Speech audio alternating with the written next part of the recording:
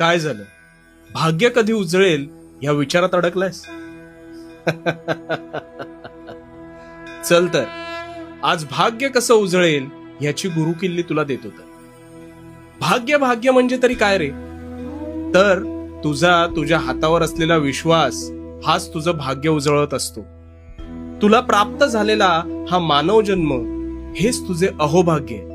आता हेच तू विसरतोस, कारण हातावरच्या रेषा हे भाग्य ठरवत नसतात.